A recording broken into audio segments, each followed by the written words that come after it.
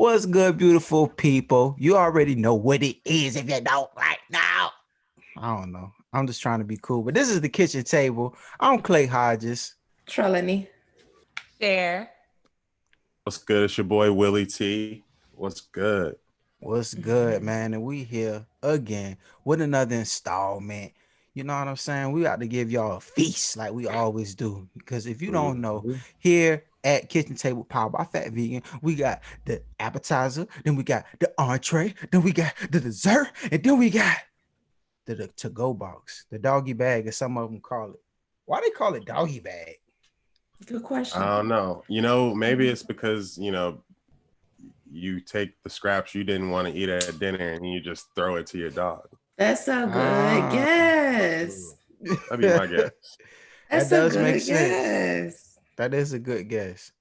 Throw it to my dogs. Right. Yeah. Man, appetizer, man. What you got for us, Sheridan, man? I'm hungry. What you got for us?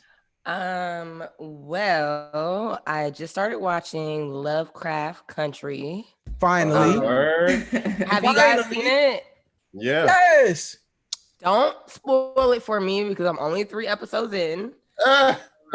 Okay. But I just have to say, like I had heard it was really good and I knew it was going to be really good. But then when I watched it, I was like, damn, this is so good. And I guess for me, just as like a writer, like there isn't black sci-fi. They'll write sci-fi and put black people in it. But in recent years, there's really been an opportunity for black writers and black people to have sci-fis and fantasy. And I think it's just, I love it. I'm like, this is great. Like, Yes. we need this. We've been wanting this, and here it is. So, man, amazing show. Oh my God, I love it. My mama had put me up on it. She's like, my mama always be putting me up on shows like, you need to watch Lovecraft Country. And I was like, all right, mom, I'm gonna listen to it. And then our ex-lawyer, we ain't gonna say his name. When I was meeting with him, he was like, yeah, man, Lovecraft Country is really good. I was like, man, everybody keep talking about this. I need to see what it's hitting on. So I watched it. I tried to watch it with my cousin, and I could tell she wasn't really into it because the first episode is kind of like long. Like you got to kind of get into it because it ain't just how the rest of them is. But she couldn't get into the first one, but I said what? It was so good. Yeah. Oh, and Journey. I think it's one of those hate or love things. Yeah, I guess. Yeah, because it's just really slow in development in the first one. You don't know what it is and what to expect. And you watching it, so from the first episode to the second, you can already tell that, like, if you just watch the first episode, like the first half, you would not even think that the rest of it is going to be that way. Right. So it's like, she didn't wait to the good part got there. You know what I'm saying? Yeah, exactly. No, she should have waited. You got to make her rewatch, Clay. Like, did she at least watch the first episode, like all the way through? I don't think so, man. What? I don't think so. So she did that. So I was watching. I sat in there. I was like, boy, what the fuck, boy? Like, they wrote the shit out of this. It got to the point, bro. I started looking up who the fuck was writing it, who was producing it, who was directing it. I actually haven't had a chance to look into that yet because I just started. But my guess was some of the people involved in American Horror Story had something to do with this. Maybe. I don't know. That's my first thought. HBO uses the same crew for the most part. True. And HBO. Like, HBO is a goal. Yo, speaking of HBO, y'all heard what they were doing, right? Warner Brothers releasing their entire theatrical lineup on the same day. 21 movies. I didn't know it was the same day, but I knew HBO slid in and took that shit, like took all of it. Yeah. And no one knew. Everything. So that's The Matrix. It's like all kinds of movies. Oh, wow. Dope, big budget movies all getting dropped on HBO Max. Same day. Bruh, I don't know. I kind of got this thing with HBO now. I don't like how they did my boy Dave Chappelle, man. Y'all heard about that? He wasn't getting paid. But everyone doesn't pay these people. All these companies do stuff like that. I'm not excusing HBO, but I'm just saying it's not like this the first time this shit has happened. Like, right? They all talking about Netflix or HBO with Dave Chappelle? HBO. No, I'm talking about how. Okay. Well, I was just saying in general how companies don't be paying these people. Like that shit happens more times than not. So this is the deal with Chappelle. Yeah, break it down for people that don't know. So he made Chappelle's show years ago, right? We were all still in high school, middle school when that was out. now, fast forward 2020, Comedy Central, aka Viacom, owns those rights to that show. Dave Chappelle got paid for making the show. He didn't get the money he ultimately wanted, or deserved, rightfully so, you know. But here we are in 2020. Chappelle show still popping. HBO bought the rights to the show from Comedy Central. Comedy Central doesn't have they license. Comedy Central doesn't have any relationship with Dave Chappelle anymore, and they own that content. So they did what any business would do and sold it. Dave Chappelle got in his feelings because it's like, that's my baby. I made it, but I'm not associated with them. So Netflix, they were also showing Chappelle show, but Netflix has a actual working relationship with Dave Chappelle now. So they were like, all right, we'll take it down. But HBO's like, screw that, bro. We paid for this. So, I mean, who's wrong? Who's right? Really, at the end of the day, it's business. So at the end of the day, it's a business decision. In grand scheme of things. And sorry, Dave Chappelle, you should have wrote in your contract that this was your shit. Like, sorry, not sorry, but it's not. They're right business wise, but morally, that shit fucked up. Morally, that shit fucked. And as we know, morals and business and the capitalism don't. Yeah, they don't go together. No, hell no. We ain't gonna say business, but capitalism for sure. Because when it comes to my business, morals are definitely involved. But yeah. This is America. It's the Wild Wild West out here. I mean, what can you expect from a country that only gave us $1,200 for the last 8 months? Exactly. And that's what I'm saying. Like, damn, I feel bad, Dave Chappelle, but this shit happens all the time. And what did you expect? This is America. They do this shit to everyone. And I don't think he's surprised either. He was like, just stop watching my shit and y'all quit playing my shit. But also, bro, why are you complaining when you sitting on $100 million and most people ain't got $100 right now? Like, man, that's a little tone deaf. As much as we all love Dave Chappelle, you're still rich, dog. But somebody's getting richer. It's just the transference of money. Somebody's making money from all of this viewership, and it's not who it belongs to. So it ain't about how much I got. It's who's getting richer. And then peep this, Willie. Pete, this and I know you're gonna feel this point right here because me and you talk about this. So this man was pitching it to HBO, bro, and they was like, "What we need you for?"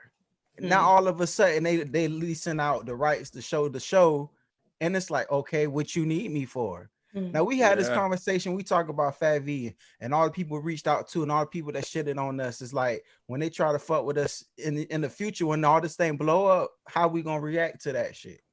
I totally get that. But that's reserved for people who got the rights to their shit, and Dave Chappelle does not have the rights to his stuff. And which was a learning lesson for me as well. I'm like, okay, we keeping this motherfucker. Like, I don't. I feel bad for Dave Chappelle, but I don't, because at the end of the day, you're rich, bruh. You're still fucking rich, and I'm not. And I don't.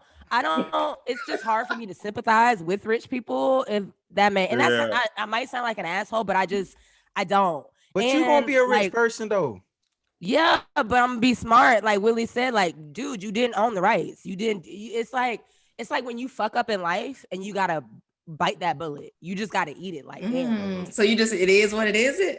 It is what it is. I don't know. Well, because like this man initially, like when he started making Chappelle show, he had already been in the game for a minute. He wasn't as hot as he was at the time of Chappelle show airing. However, he wasn't new. So you signed a deal to get yourself on TV, you and Neil Brennan. And that's another thing. It was two of y'all authoring this, and both of y'all accepted this deal, the terms of these contracts. So now, 20 years later, these contracts still exist. This content is still hot. Somebody's gonna put it out. Someone's gonna make money, and unfortunately, it's not you. Should it be you? Of course. And that's what I'm saying. It's like you just gotta be smart. Like, as Black people, like you just said, Dave Chappelle was not new to the game. If he was new and got blindsided and all that, I would have been like, damn, I feel bad for him. But bro, like, you did what you did, and sometimes you gotta fucking Suffer the I consequences. mean, he's not Megan the Stallion, you know, making $12,000 off of her multi-million-dollar stuff right now. But that's You it's know, still business, right? Gotta be it's smart business. at the end of the day. And you got to bet on yourself too. Like, you're new, yeah, but you should see, you have the vision initially, right? You should see the success that comes from that vision and understand that one day I will have that success. I will keep my IP. I'm not going to just whore it out and sign some shitty contract because I don't want to wait. You should just take some no's in order to get that proper yes. Like Tyler Perry. Tyler Perry owns everything. This man does everything. He directs, he produces, he writes it. He probably does freaking crafty. So he's everywhere. You know what I'm saying? Like, that's the way that's really the model that everyone should look and aspire to be like. Sure, some people don't want to do it that way because it's a lot of work to do everything, but at the same time, he's not fighting with Jewish men in Hollywood trying to take over his black ass content. That's not the case. He's not having internal personal battles with his soul because the powers that be want you to do something that you know doesn't help your people progress, you know, which is the reason why he left Chappelle's show to begin with. So it's like, do you want to leave or do you want to stay around? Which one is it? You can't have it both ways, though. Yeah, I agree. It's like, you're right. Tyler Perry did that shit. Like, he did everything. Now, Tyler Perry is a whole nother conversation for me. Like his content. He's but not like perfect. I respect the fuck out of Tyler Perry because he built that shit from the ground up and it's his and no one can take that from him. No one can tell him what to do. And he did that shit. Yeah, you did. And that's something Business that acumen. and that's something I be having in mind, especially with Phat Vegan. Like, cause I know the more you do, the less you need of them. And the more ownership that you have when you can do more for yourself. So you get to a point you're like, oh, well, we doing everything. All we need you to do is just put this up. You know what I'm saying? We're going to handle the production. We're going to handle the advertising and marketing. We're going to handle everything else. All we need you to do is put this up. You know what I'm saying? And if you don't want to do it, we got 3 other people who are willing to. We're giving you first looks. Right. Say that to everybody. We're giving you first looks. And we coming to you with this opportunity, right? Exactly. Word. And that's how Take I'm it or feeling leave about it. You feel me? Exactly. Straight up. It's crazy because the listeners are gonna like see this evolution, like how we talking about this shit now to the point where like we actually do close the deal and everything like that. It's gonna be an interesting journey, even for us, maybe to even listen back on it. I was riding from them from the beginning when they was doing that shit in the bedroom. You feel me? Straight up. I remember they had them little white cords and shit. You feel me? Y'all know who Jesus and Mero is, right? No, who's that? Maybe vaguely. Oh man, y'all gotta look into Jesus and Mero. These dudes, they started like 5 years ago, and they started just doing a regular podcast. There are some homies that went to high school together. They're in their 40s, but they were just New York shit talkers. They went to school together. They started like chopping it up together. Then they got popular on Twitter. So they started a podcast. They got dumb popular on the podcast. They go by like Jesus and Mero, but they're Susio boys, stuff like that. And then they transcended podcast and went to Vice. And then they got even more popular. And then Vice was Vice. And they're like, oh, we don't want to put no value on y'all. So they left Vice and went to Showtime. And that's hilarious because now Vice is a product of Showtime. Vice isn't even its own like real company anymore. Yeah. So it's like, y'all follow us. Is that the ones who do those pranks and stuff out in public? The Friends? It's not them, is it? Nah. That's okay. Practical Jokers. Yeah. Okay. But I mean, same thing. Those dudes kept their stuff. Yeah. They made a movie. You know, it was in theaters. So it's like, the possibility to grow and progress on your own is out there. You just have to align with the people that see your vision and they're down to just trust you, because that's really what it comes down to.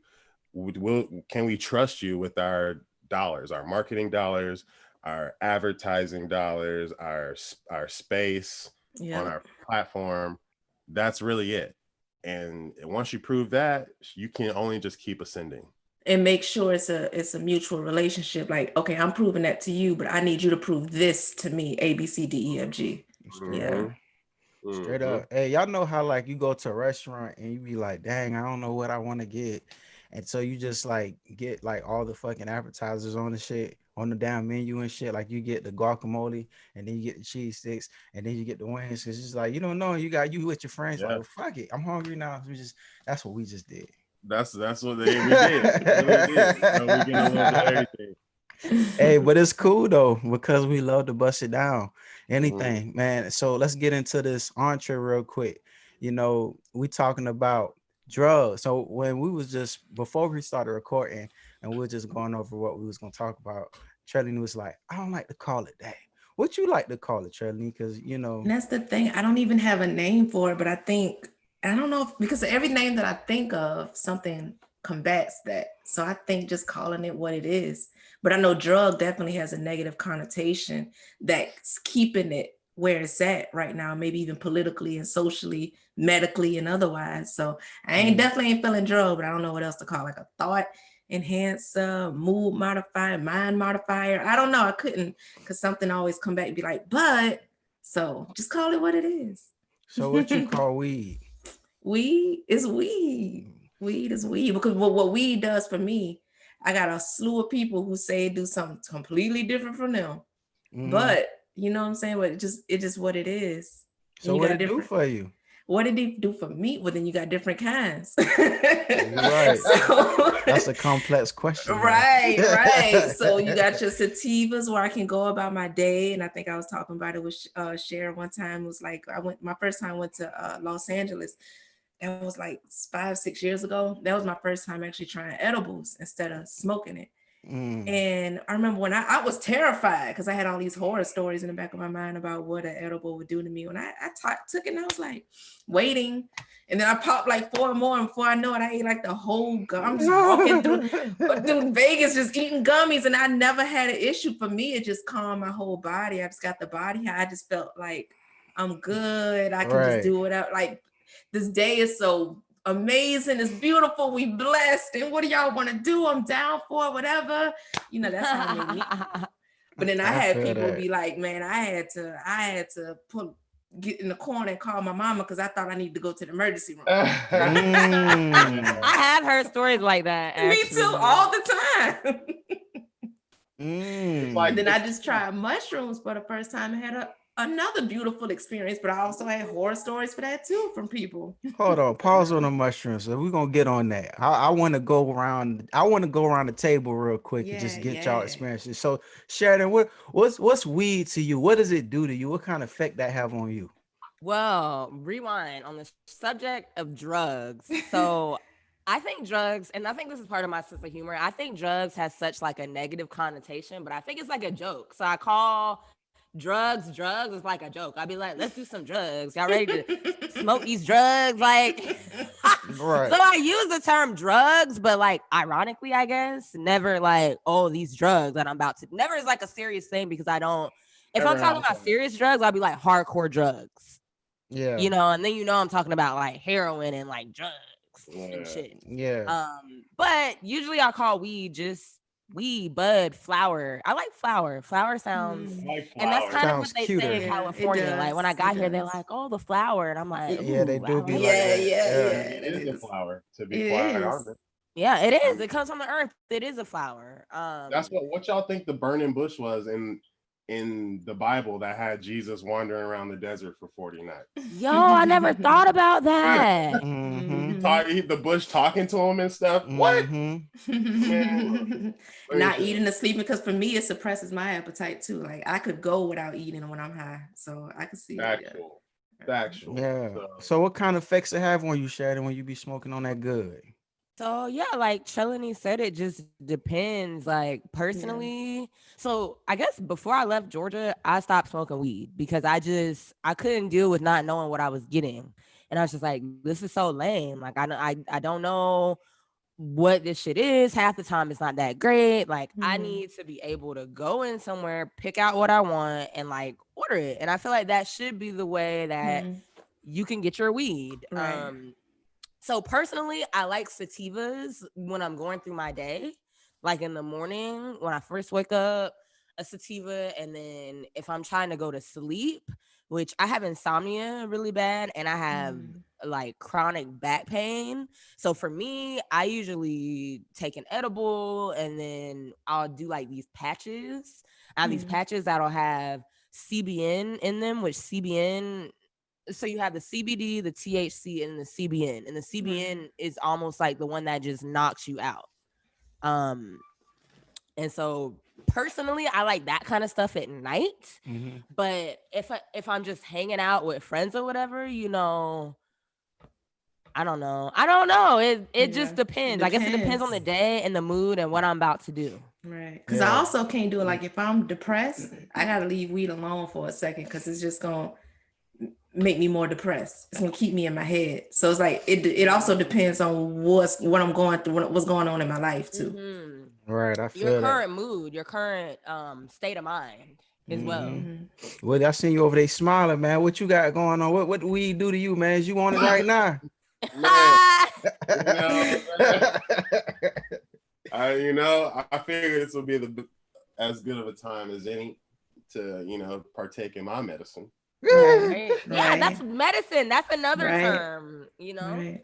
Yeah. I mean, a lot of people say it jokingly, but as a person that's lived in LA almost 8 years now in February, I have literally seen the way that propaganda affects people's perspective. And most of the time, the people that have a negative opinion on it know nothing about it.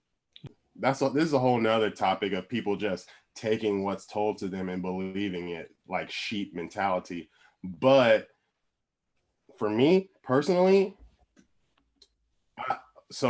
personally speaking, I grew up with migraines, which ultimately as an adult, I was diagnosed with anxiety, which has similar symptoms of a migraine if you don't know about what anxiety does to you physically. Because a lot of people think anxiety is just nervousness, but it's a nervousness that you can't locate why you have it, and then it starts to affect you physically, and you don't understand that, dang, this is just anxiety that's doing this to me. But thank goodness I had a dope doctor come to the house one day, and he was like, yeah, do you feel like this? And I was like, yeah. And he's like, yeah, those are all signs of anxiety. And I was like, yo, that's crazy. And then, knowing that, I was able to, like Sheridan said, or I'm sorry, Trelani said, there's different kinds of, or different strains of cannabis, which is, I prefer to call it cannabis. I don't call it weed. I don't call it marijuana. It's cannabis. That's the official name of it. That's what any dispensary will call it. That's what it is. So moving to like a indica, which is more body, relaxing sensations. Sativa is more of a mental. And then there's hybrid, which is a combination of the two. Personally, I like the hybrid because I also like remaining creative, and I get like a spark from time to time when I partake in a hybrid sativa. But for the body relaxing, I mean, I had the migraines, right? The anxiety, but I also am a wild boy. I like adrenaline. So I've broken a lot of bones. Yeah, I've broken a lot of bones. When I was in Mexico, I broke my ankle. I've broken my legs. I broke my elbow. Damn, Willie, what haven't you broke? Broke my collarbone. Damn. Wow, Mr. Glass, God damn. That's what I'm saying. I've had back surgery on my spine. I'm in pain frequently. And I do not like, some people will run to a pill, run to a doctor. Doctors are getting paid buku bucks to prescribe you stuff that you don't even necessarily need, and it does not even necessarily work. So and it's causing other issues. And you're addicted to them by the end of it. It's like, okay, I came in for my joints are getting a little tight for my arthritis, so I'm gonna take this medicine, but the medicine is giving me a rapid heartbeat and anal bleeding. I'm not trying to do all that. Right. Smoke a tiny little joint. I will be better for the remainder of the day. Maybe at nighttime I'll need to go again, but if you're getting quality cannabis, quality buds, quality flower, whatever you want to call it, as long as it's quality, it's going to do exactly what it was originally intended to do. The psychoactive effects is just a happy benefit. People want to get high solely to experience that. Right. My reasoning for partaking is something totally different. And it's funny because I don't even really like get that lifted like that anymore. Yeah. It's solely a medicinal benefit for me. So I am a full advocate. My grandma, rest in peace, she had cancer. I sent her a couple edibles, not anything super strong, just some light edibles and some THC tablets, that because you don't even have to smoke this to get the same effect. Smoking is immediate and it's just the quickest way, but you can eat it, you can rub it, you can smell it, you can vape it. There's so many different ways to take it in that there's really no excuse to why you shouldn't have this be a part of your life. But I sent my grandma some.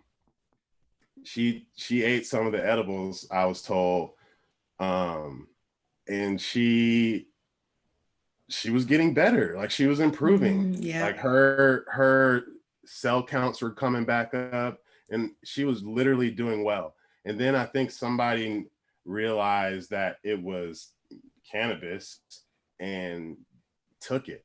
So after she didn't have it anymore, she immediately declined and ultimately passed away. Wow. So it's like there is proof that this stuff works. And to back up that experience, I had a similar with my stepfather who passed away at 45 years old from colon cancer. But one of his symptoms of the chemo was he just didn't have an appetite at all. And and I did the same thing. And I gave him some to smoke it. I actually gave him the flower.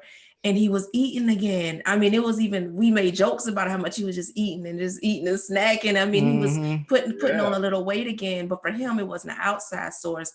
But I think just that religious invisible gaze, and he started feeling guilty about it, and he put it down and declined, just as Willie said. Exactly. Which is another really unfortunate circumstance of this whole thing, is it's impacted my outcome of the religious side of life, because I embody spirituality. I believe that I can literally feel a greater force trying to communicate with me. But the institution of religion and that shame that it's founded in everything, it pisses me off, because my grandma could probably still be here right now if everyone didn't look at it as, oh my God, it's pot. It's like, it's that misconception. It's that misconception. Yeah, me too. It's that misconception that you was talking about. And for me, like smoking, it's like I don't do it that often, but when I do it, it's for spiritual reasons. You know what I'm saying? Like literally, like I do sativa. You know what I'm saying? Because it helped me get my mind right. Literally, like when I smoke, it's like God be just channeling information through me, things to me. And I don't like to smoke like that, because I know that when I do, that's what happened. And it's hard for me to be around people sometimes when I'm getting all these downloads and everybody having fun and being social. I can't, because like I'm getting all this shit about my life I need to goddamn do. Y'all seen how it was when like I smoked with y'all in the house? Like I couldn't even go to bed. I just kept, hey man, we need to do this, y'all. Hey, we need to do that, y'all. Like I just came down for like 4 straight hours. Like, yo, I just thought about this. We're like, yo, that's a good idea, man. Write it down. Yeah. You supposed to have been asleep hours ago, dog. You feel me, bro? That sativa do it to you, man. And it just helped me realize just shit about myself too, you know. And I don't do it that often, but when I do it, it's for those reasons right there. Like I can't really do it socially. That's why, you know, it ain't no offense when I be around people and they be like, man, you want some? I be like, nah, I'm good, just because I just know the effect that it have on me. And it's just weird to be around people when you in that vulnerable space. Yes. And it's so much like helpful when we can talk to you, because I taught once upon a time, I taught high schoolers. Once I was out of that teaching space, I kept in contact with about 40, I used to know the exact number, 40 something of my former students. Oh, wow. And so when they were always coming to me about that, because they knew I was the one that was just going to tell the truth. I wasn't necessarily trying to be your friend, but I'm going to tell you the truth. So y'all of them came to me with all that drug questions, weed questions, acid questions. I was going to keep it real. And a lot of times, and I felt like, because I'm not trying to shame you or scare you, you know, instill fear into you to not do it. In my mind, you already want to do it. Let me tell you the truth to keep you as safe as possible through this experience. True, because if you're asking about it, you already decided. Or you probably on the fence, because a lot of them were just on the fence. They just genuinely wanted to know, like, what the fuck is going to happen to me? You know, like, and then I have a little more context to know, baby, you dealing with some mental health issues. I wouldn't suggest this for you right now. I think you should, you know what I'm saying? Pause a little bit. It will do this, all these things you're hearing about, but with everything you have going on, you also gonna get all this other shit with it. Right. And then too, what we did for me was kind of give me, you know, I have the historian shit going on. I always think about, and I'm a writer, so language is like really, really beautiful and expansive to me. And I think about what we used to call shit. So like Willie talks about anxiety, and that's like what we call it today. But like grandmom and them, they would say like my nerves was bad. And then if they had a panic attack, they had a nervous breakdown. You know what I'm saying? But it was like we've been dealing with this shit. And we'd been here too, you know, and I talked to my elders about the, you know, what they call like reefer and shit like that. Yeah, but that reefer. You know, they had different languages for it. So I think we should always be open to that too. Like, what was it called? You know, what is it called now? And how is the name of it? What impact does that hold for it? You know, because naming is significant. Okay, speaking of naming, so I had this weird ass dream last night, right? I had a dream I was hanging out with Patrick Mahomes, and I guess this drug dealer thing. I don't know who this guy was, but he was somebody that I knew. And then he was smoking, and Patrick Mahomes was like, "Hey man, what that is you smoking?" He's like, "Man, it's Sherm, man." I said, he was like, "Sherm." He said, "Yeah, nigga, you ain't never had Sherm." He said, "Nah, man, let me hit that shit." That nigga Patrick Mahomes hit the Sherm. That nigga was high as a motherfucker, boy. Oh, man, you gave Patrick Mahomes angel dust.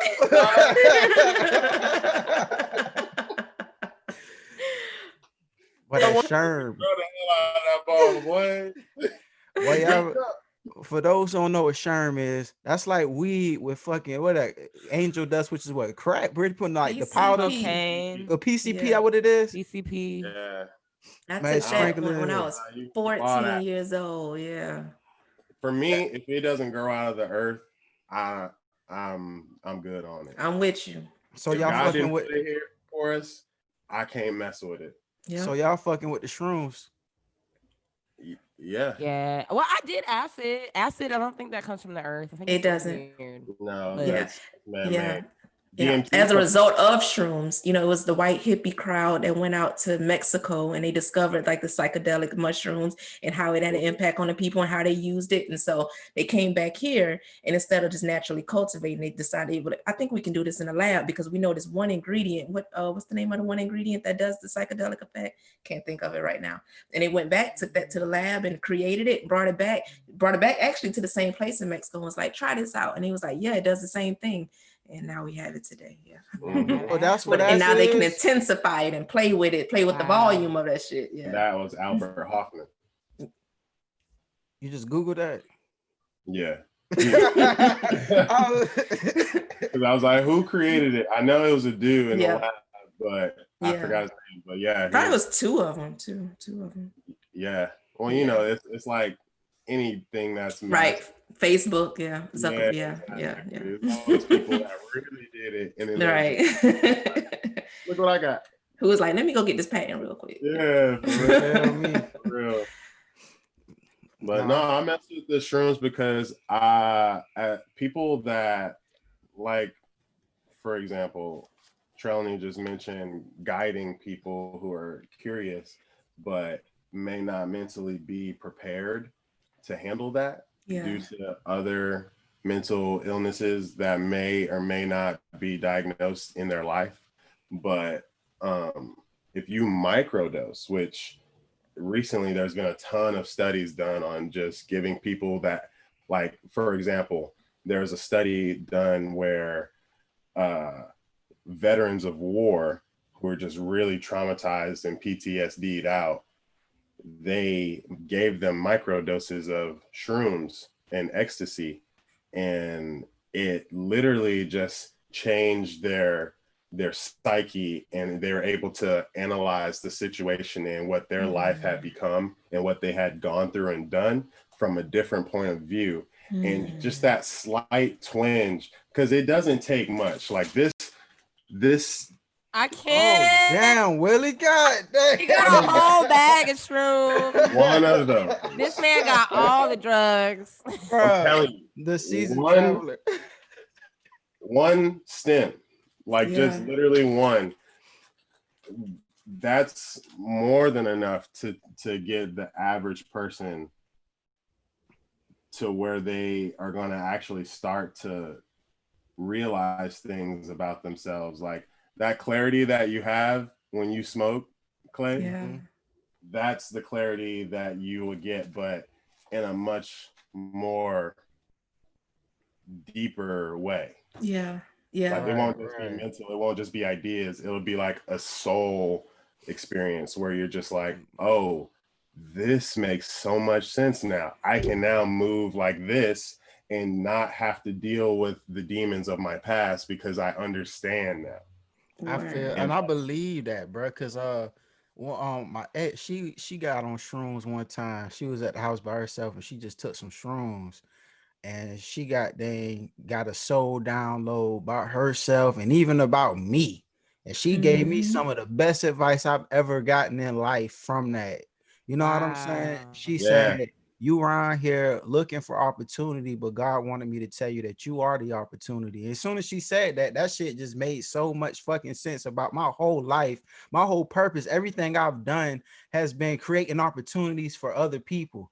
And it just made me solidify what I was doing in life and made me put more intent behind something that I'm naturally good at doing. And I want to take them myself. I haven't took them yet, but I want to make sure I'm in a good space mentally. Yeah. You know what I'm saying? So that I could be in a safe environment and take them and get that experience for myself. But I believe you, bro. Yo, yeah, I'm trying to do shrooms. Isn't it one of those things you got to do? You got to have the time. Like you should be off for a couple days, or it depends. Like how you were saying, like Willie was saying, microdosing, and it depends how you do it. Yeah. Exactly. Because if you microdose and just take a half of one of those little stems, you'll go through your entire day feeling pretty normal, but you'll feel a slight twinge of just like advancement, if that makes sense. Like the limitless pill.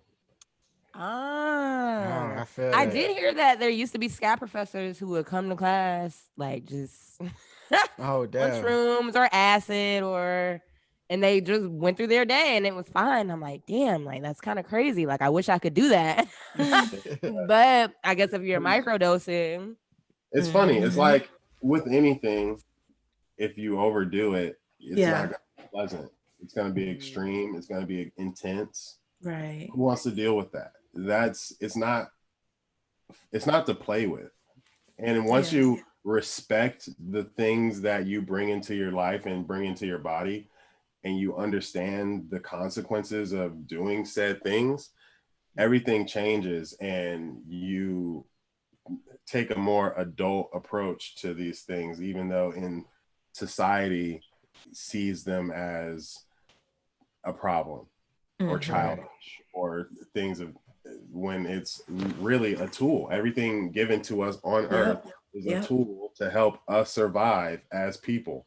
And society has kind of like changed all that, and we're all so glued to our screens that we can't understand that before TV and the internet and all that, people were just living, people were just existing and doing it solely off of the earth. Right. It wasn't so manufactured like everything is today. Yeah, and I got a question for the two mushroom users that we have on the table right now. Like, what experiences did y'all get? What realizations did y'all come to the first time y'all tried it? If y'all Can I go feel, first? yeah, go ahead. Okay, so so my first time, it was a small dose. That was microdosing. And I remember going into like, I was so disappointed, like, what? Like, I was expecting da-da-da-da-da-da-da-da. And so when I went back and reported back, and he was like, oh, that's because it was a microdosing, you know. But if you want to experience if you want to hallucinate, here's a higher dose. Here's a here's your warnings and everything like that. The only thing that I did not do, I didn't have someone with me, but I wanted it to be that way because I felt like if someone was with me, I might have been I wouldn't have been so introspective. I would have been trying to talk about what I'm experiencing and whatever. So I was like, nah. So I was going through at that time, because I go through it every now and then. I was waking up around 4:00 every morning. So this particular morning, when I woke up at 4:00, I got up, went downstairs. It was all nice and quiet, but people were still home, which for me helped, you know, that. So it kind of had both best of both worlds, if you will, in that way. Right. I made sure I had my water stocked up. I was on an empty stomach. I had my little banana, my little fruit on hand for when, you know, I did need a little something to go with it. Mine were dried and encapsulated, so you can also take them in pill form. But it's the same thing, as nothing else added to it. They just dry the mushrooms, encapsulate them, and that way you can kind of handle, you know, be more specific with your measurements and your dosages if you aren't that privy yet to the mushroom itself. Took them. I waited about 45 minutes, and I remember right when I started thinking like, this ain't did shit either. First symptom, my hands started getting a little clammy. And I was like, huh. And then I turned on some music, which I actually just went on YouTube and looked up good psychedelic music or something. It was like 3 hours long. That shit was awesome.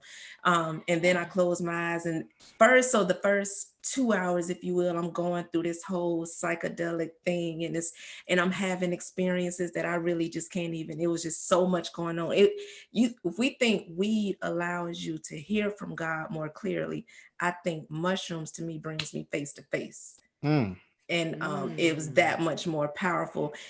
Once I started coming down, then it was more of that in-body experience. For one, I cried thinking about, to back up a little bit, I think with mushrooms, if you need to be in control, if you are a control freak, I don't know if it's going to work out. You know, you have to be, even if you know that you have to be willing to let go, even if it's for a moment. Like for this experience. Ego death. Yes. For this moment, what did you say? Ego death.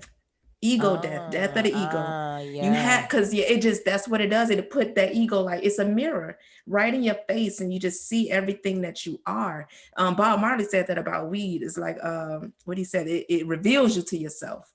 And that's what mushrooms do too, but just much more, just right there. And so, but once I was coming down, that's when all the really concrete revelations started kicking in about everything from death and how we don't really die. We just transform. But it's like I knew that before that experience. I always believed that. But once in that moment, it was like it made sense. It made concrete sense, not just abstract belief, but I really saw it like, oh, we don't die. We go through these things. Then I started thinking about how I'm mothering, and how I'm in relationship to my partner and my mother, and how she's shown up in my life, and my sister, and why we were born unto each other, like why God gave us to each other. And it was like, and I just felt, then it even was like, I'm not a tripper. I lack chalance in a lot of ways. But in that moment, that's the freest I have felt in my entire life. I was just like, none of this shit matters. That's what it really came down to. None of this shit even fucking matters. Wow. Right. But yeah. Hold on. What does lack chalant mean? Lacking chalance. You know, we just say nonchalant. It's like, I lack chalance. I ain't never heard of that. I'm definitely going to use that now. No, that is beautiful though. Yeah. That is beautiful. It was like, even down to, I was thinking like, prior to, sometimes with my hair, I'd be like, oh, you're getting ridiculous, or girl, you need to go wax, or, you know, I think, and it just, even like health, I was like, the reason why you're not as consistent as you want to be with your health mode is because your intention of it is for ego. Your intention of it is in vain. And it was like, and I didn't necessarily get a solution, but it was just like, but from that, it was like, oh, like, what do I want my reason to be? And it's just like, everything just so naturally just unfolded. It's just, yeah. And just the next step and the next step and the next step. And what do you want? And even with everywhere ego is showing up in my career, in my desires, everywhere is showing up, all that shit just shows itself to me, and I allow it to just melt away. And now it's just like, and now I have more power to rebuild that shit, yeah, and all the things that I want. And actually, you know, I picked it up and was looking at it, if you will. Right. But yeah, right. And actually hallucinating. I mean, you know, I see some people say like the walls felt like they were breathing. I had a few, like the door felt really big, the colors were really vivid. But I think that just made me once again go back historically. If I read how people way back before, you know, all of this, I don't want to say technology, because technology is more than just computers and stuff like that. It's actually any tool that we have. But before screens, they were saying like the stars were brighter, you know, it's like, and everything was just, I'm like, shit, we've been experiencing more vivid colors. It's just for whatever reason now it's just the life and, you know, the inventions that we have has just diminished that. And I felt like I went back to that. Oh, that's beautiful. But I want to know about Willie though. Yeah, Willie. So come on, because I think he be out in public with it. Yeah. Nah, I mean, you talk about my first time or like my most meaningful time? Let's go your most meaningful. Yeah, most meaningful. Probably. So I mean, what happened was irrelevant because we didn't really do a whole lot. We just walked up. I gotta be in nature. Because, I mean, being inside is cool, but if I can go outside and walk around, then I feel like I can really connect. And for whatever reason, that's just a side effect. But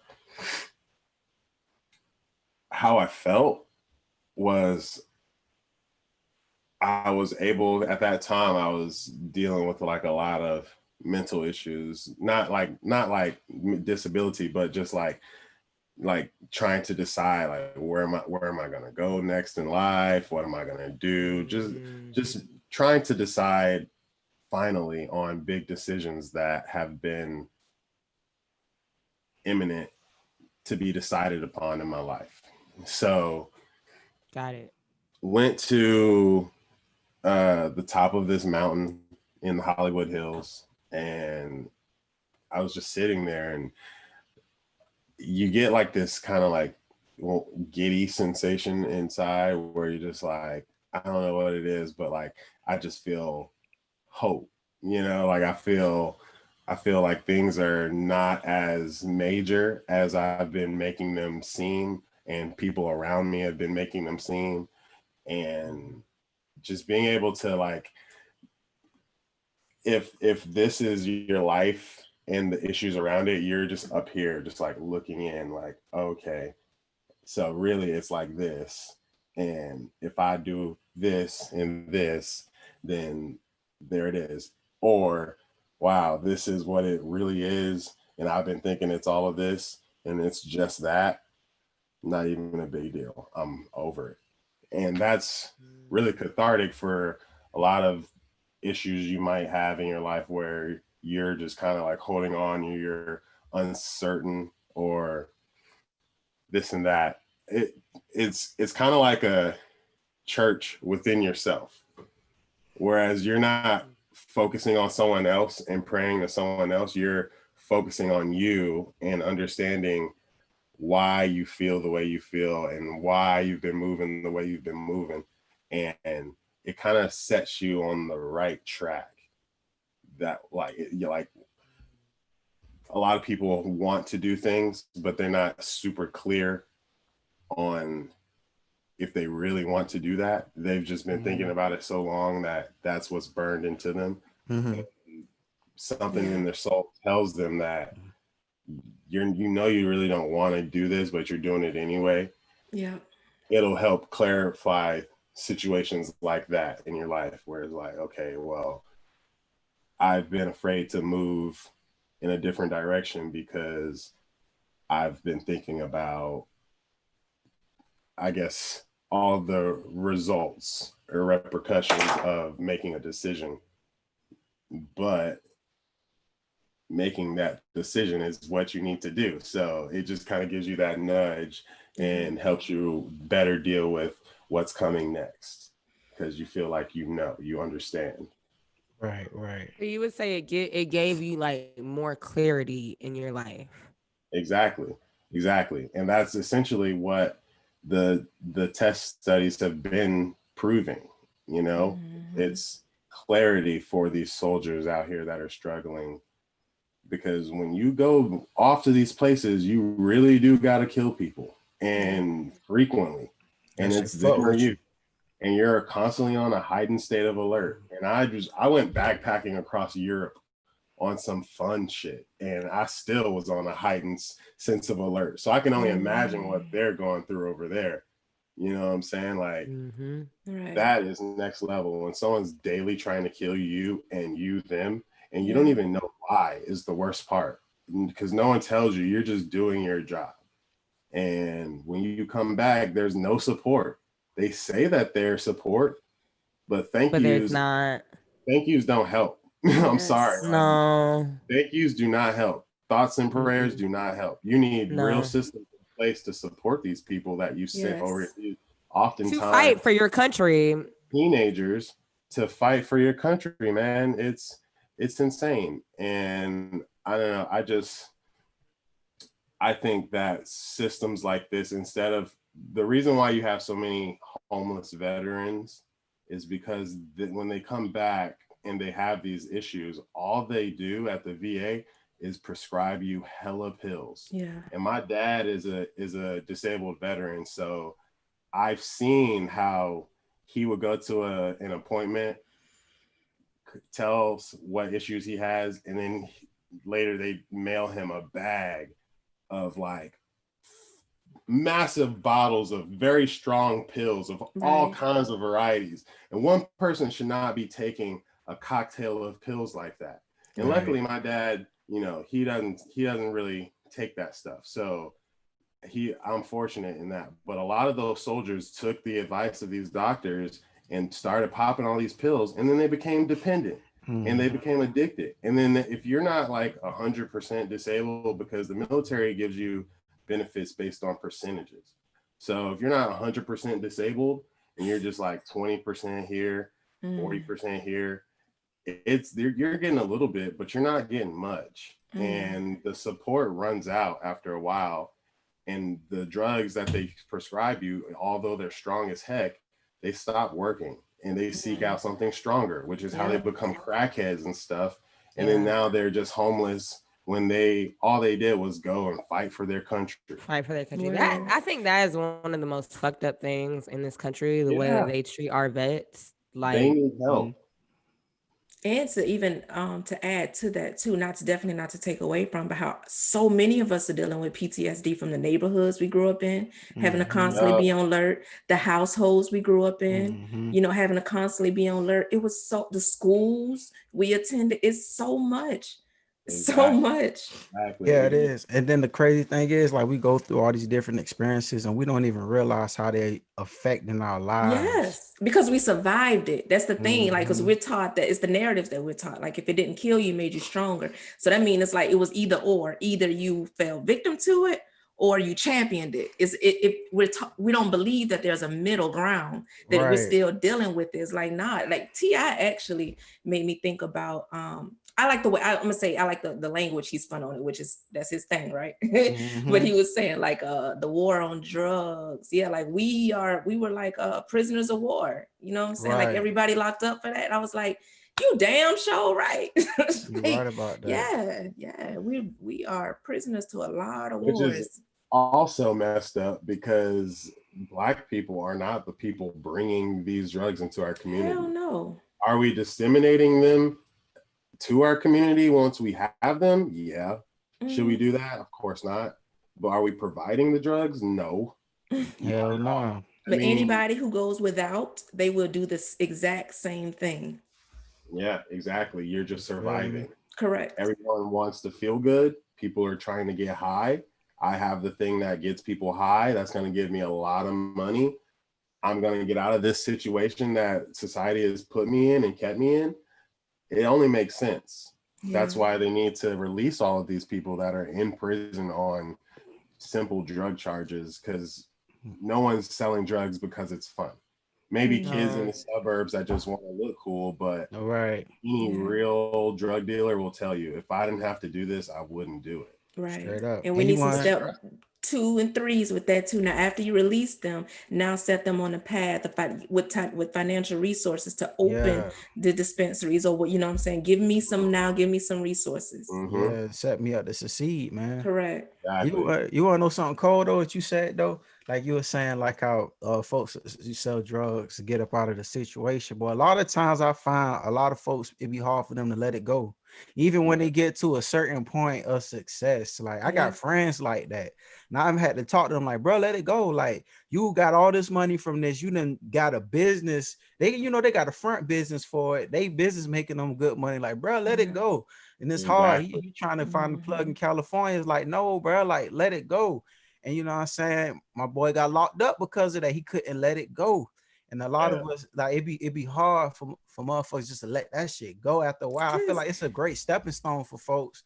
You know what I'm saying? When you ain't got that many resources, or you're not aware of the different resources around you, it's like that's a great stepping stone. But it's like after a while, you gotta let that shit go. But that's money. That's like, I mean, because if you look at it, just you can say let the drug dealing go, or you can say let go of that additional $62,000 a year you bring in, or however much they bringing in with it. That's hard to do. Yeah. It's like, I don't care how much. So now maybe I started off doing it, I was making 60, and then I started a front business so I can hide it. So now with the business and that, I'm bringing in close to $300,000 a year.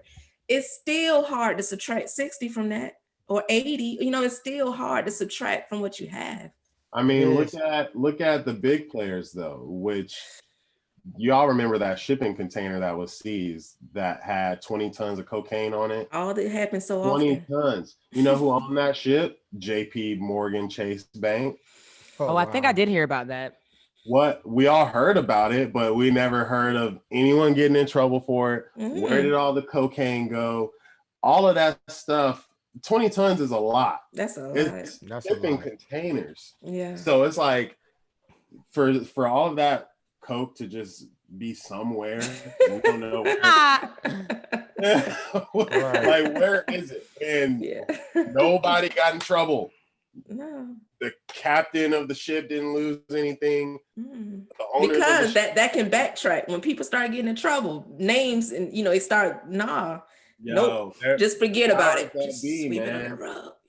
I mean, like there's a lot. It sounds like conspiracy, but the truth is stranger than fiction. Like think about how people in Chicago, like in Southside Chicago, Black men out there finding crates full of military grade weapons. There are no gun shops in inner city Chicago. You got to go way out to find any gun stores. So where are these men getting these M16s from? Right.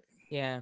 They're Tools giving it, of man. your destruction are being provided, and that's an unfortunate reality that's not being mentioned right now. Right. So, I'm kind of just upset at the system because the game isn't fair for everybody involved. It's not. It damn sure ain't, man. It's not. And I know we in this topic, man, but we gotta go on to the dessert. I know, because we was getting rolling. I know we could probably go on for that one for another 20 minutes or so, but we got to get into this dessert, man. We got to tell the people something sweet that's going on. What's going on in the world? What's going on in y'all lives, man? Tell me something sweet. Tell me something good. What pop us off? Boy, y'all niggas got quiet, boy. It's a lot of good. It's a lot of good. Sorting through the good, because now you're saying in the world or in my world. So now I got to like, do I want to do something in the world? Do I want to do something myself? You got to reset real quick. Yeah. Oh shit, we got that. All right, fuck it. So last week I got off the podcast a little early. I know y'all and the listeners probably wondering where I went. So while I was talking to y'all, my boss to my current day job had called me. And I actually took off that day because I was going to the doctors. I'm starting to take my health more serious. So I'm trying to get right, live a holistic life around here. And he called me. He was like, "Hey man, so when I'm gonna get the call telling me that you quitting the job because you got a deal?" And I was like, "Man, I actually was gonna call you and send a letter in next week. My last day gonna be the 18th of December. I'm gonna quit my job. I'm gonna work my business full time. I'm moving to Atlanta." And he was like, "Oh man, I'm fucking happy for you, man. Yeah, man, it's good to hear." He's like, "Man, it was great working with you, man. I love your attitude, this and that and that and that." And it just made me feel good. You know what I'm saying? Because usually, relationships with your bosses and people you work with usually just like strictly work related, and they don't really give a fuck about nothing you got going on outside of work. It's just, what can you do for this company? But it was like, he's an actual person, and he actually respects me as a person, and he was really happy for me about the great things is going on. And and that's I appreciated that from him. And I just appreciate this opportunity to be able to actually quit my job and just take this leap of faith again. Like I did it before. I quit my job before a while back because I was going to go on tour with this production company. We was going to tour and we was gonna make money doing that. So I quit my job thinking, well, I'm about to be making music for a living. But that shit didn't fall through. And I was fucked up after that shit. You know what I'm saying? I was fucked up. But this time a little different because I actually planned this shit.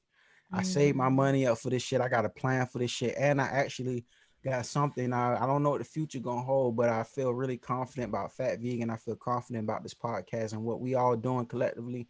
And I feel confident enough to quit my job off of what I saved to pursue this shit full time, to make this shit be everything that we believe it can be. At least do my part to make it be that. And that's sweet for me, man. Like I'm really excited to do that and to really take the business on full time and to really dedicate myself to this shit more than I have been while working a job and going to school and dealing with life and all this other shit. So yeah, that's my I dessert right there. love it. That's great. I don't know how we could one up that. Like, It's not about one It's upping. not It ain't one up. about one upping. Nah. I'm gonna I go feel ahead. I'm like gonna follow it because mine is a little bit related when you were talking. So every month I have this planner. I'm a planner type of person. I'm a written planner type of person. After every month I do my monthly reflection. This year I realized this was the first year that, and I've been self-employed, full-time self-employed since like May 2012 or something like that. Hell yeah. Shout out to And you for that. thank you. Me and But Sheridan I was just talking usually about that. have to do these like panic mode, get some money real quick type of things. Or let me call up Georgia Power or Energy if I'm New Orleans or Savannah and be like, hey, so I don't have it this month, I'm gonna have it next month. Or, I have to rearrange shit, right? Yeah. This was the first year that I did not have to do any of that. And Wow. I had a savings that I consistently save and I did not have to touch. And that Wow. felt so good to do. And it's like from November 2019, I was reading Rich Dad Poor Dad. And then book. from there, I read Richest Man of Babylon. And it was advice that both of them had. One of them, and it was the same advice that both books shared. And it was one was like, when you make some money, first of all, the top of the dollar is yours. That don't go to nobody pay yourself else. First. Pay yourself first. So 10% in to invest, 10% to save.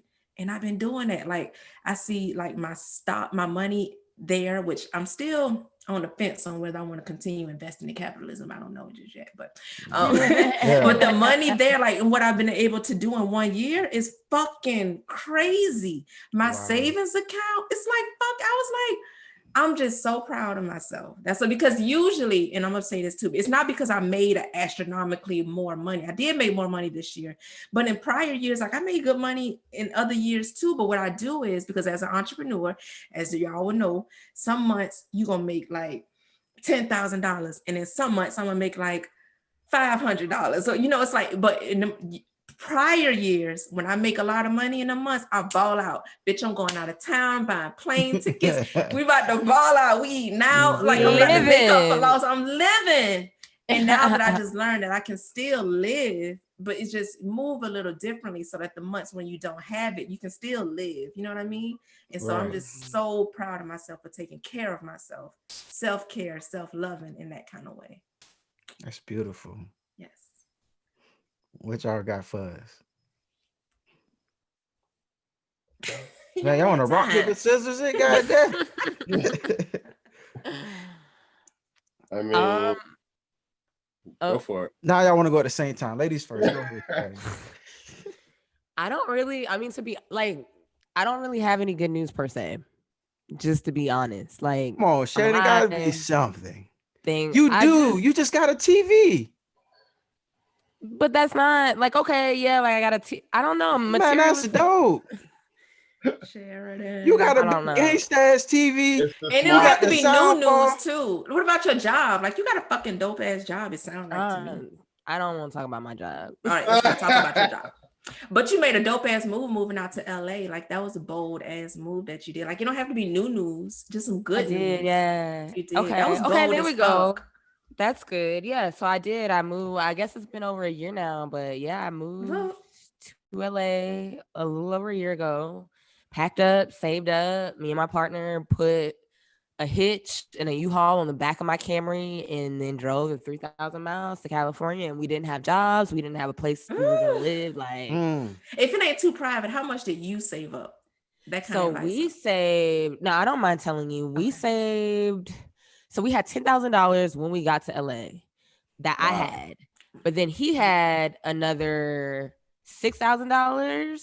But where we fucked up, because this was the fuck up, the plan was to road trip across the country. Like, we went to New Orleans, we went to Atlanta, like all of that.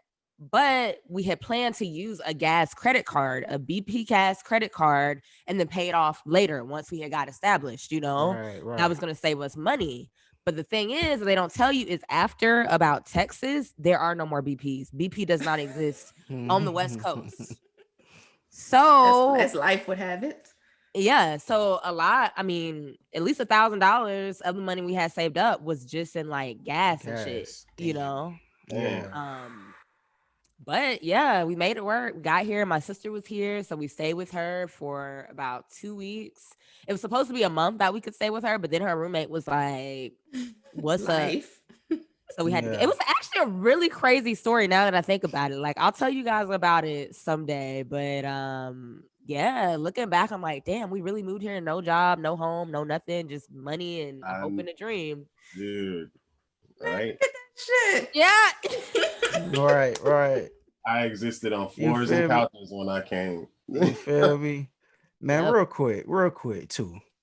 And this is good. This is good news too on Sheridan. And I don't know if you want to share, but I'm gonna say it because I thought this was dope as hell. Okay. So I was talking to Sheridan yesterday. Or was it? It was Sunday. And EJ, that's her partner, EJ.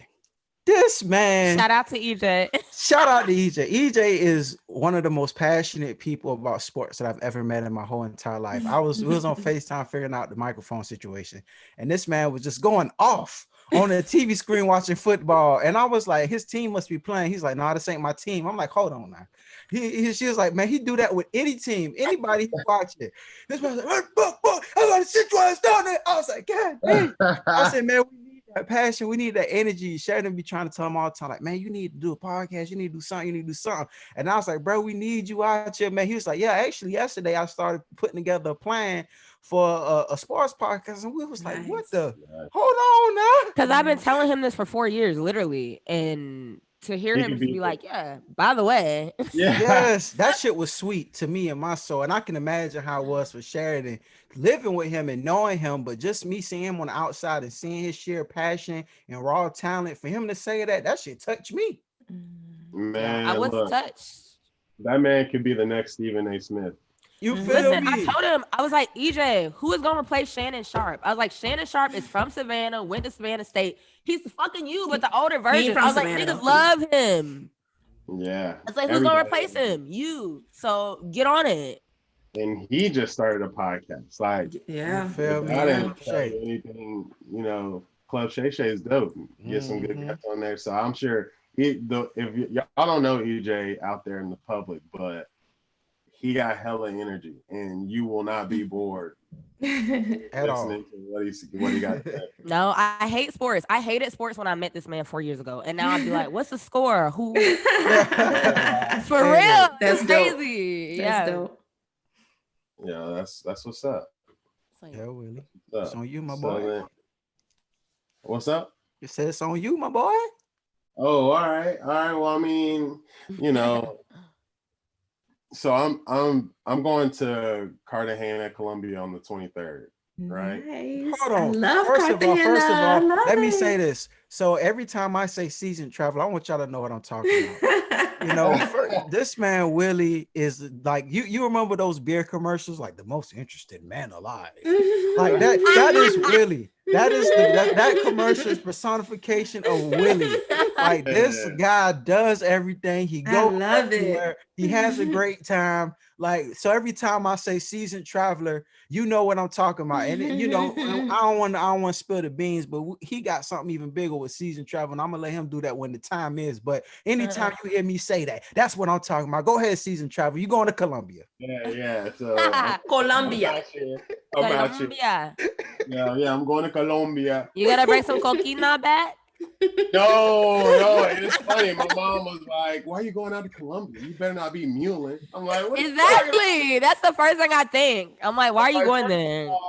First of all, I'm 6'5" black dude with locks. I ain't about to be invisible to nobody out here. So I'm gonna be clean as hell. You're the distraction. The white girl, three girls back. She the one. Exactly. That old white lady though, she caked up back there, boy. But nah, man, I'm going to do that, and then we're gonna go down to Brazil. Nice. Kick it for a little bit, see what's up. I love it. So until that happens, I planned on laying low. So I bought a couple new games. I bought Ghost of Tsushima, which I've heard a lot about, like a lot of hype was behind this game, and after it came out, people were very happy, which is rare in games these days. Everybody hate everything. Right. So for everyone to like this game, I'm excited about it. I haven't played it yet, but I bought The Last of Us 2 because when I got I my love PS4 Us too. game with The Last of Us. Yeah, do you played it? Yeah, I beat it. What? Okay, Twice. right. Well, don't tell me about it. It's good. It's good. Yeah, it's pretty cool. Okay, good. Yeah. Because I played the first one and that one was fire. I was sad when the game ended. Me too. It's better when you play it with somebody cool though. Oh, okay. Well, shoot, we'll hop on the sticks. Yeah. But I got that too, and I got FIFA. We be betting on our sports games over here, so took a little bit of my partner's money over here. But we out here. We're having a good time. It's a good life. No complaints, really. That's what I'm talking about. Hey. That's what I'm talking about. Now that's some dessert for their ass. Yeah, smell me. So what we gonna give them to go? We gotta give them this doggy bag. I don't know if I want to call it that. We can go to go box. All right, to go box. Cause you might get hungry later. You never know. Yeah. You might get hungry. I mean, I personally don't really have anything to give. I would just leave the people with a positive message. Don't get distracted. Don't be upset with the outcome of things how they are right now. Remember that as long as you're alive, you can change things to fit the way that you want to roll, and just keep hustling. That's it. You'll get there. Yes. If you haven't already, go watch Lovecraft Country. There we go. Spend some time in nature this week. There we go. Hey, pursue your dreams, man. Don't be afraid to do it. And oh my God. What we got? Don't quit your daydream. That's what I'm talking about. And they be like, don't quit your day job. No, don't quit your daydream, man. Chase your dreams. Even if you got to plan it out and plot it out to do it. Everybody can't just do it at the drop of a dime. I get that. Sometimes it's frightening. It's frightening to do that shit, man. It's frightening. It's frightening to get over yourself too, to do these things. Sometimes the truth is we all know what to fucking do. But the thing is, are we going to do it? Are we willing to do it? Are we willing to put in the work? Are we willing to sacrifice? And don't be overwhelmed by that, because it's beauty in that, man. It's self-growth in that. It's self-realization in that. Chasing your dreams, pursuing your dreams. Me pursuing my dreams have taught me so much about myself, so much about the world, so much about other people. And it's fulfilling, man. It's fulfilling. It's so much better than just working your day job, your 9 to 5. And you might be making good money, you might be making shitty money, wherever you are listening to this. But I'm telling you, the fulfillment that you're going to be getting from actually doing what you love is going to just exceed any amount of pay that you aren't getting from a job. Even if you're not getting that much from what you love, the fact that you're doing it's going to fill you up with so much joy. It's going to be worth it. And I want to give that to y'all, because we talking about these psychedelics and weed and self-realization and coming to yourself and learning stuff and being face to face with God. And I believe that God placed every single person on this planet here for a particular reason that greatly benefits the whole. And that particular reason is rooted in your passion and rooted in your dreams. So y'all, let's make the world a better place. Chase your dreams. Chase them, yo. Chase them. The fun is all in the hustle. It is. Yeah, that's what the story is, you know. It's the story, when you get there, the movie is over. You know what I'm saying? That's Sheridan to LA. Yeah, exactly. Straight up. Exactly. Yeah. You know, you came with $1 and a drink, and that's all you need. You feel me? Shout out to J. Cole. Yeah. People, it's been a beautiful podcast. It's been fun, as it is always, chopping it up with y'all. You know how we do at the kitchen table, man. We don't be playing around with them. How y'all want to close this one out? I wasn't here for the last one, so I'm gonna let y'all close this one out the proper way. Okay. All right. We just said bye. We did. It was like, all right, y'all. Thank you for tuning in. Hope you enjoyed this. We'll see you next week. Peace. And just like that, we go.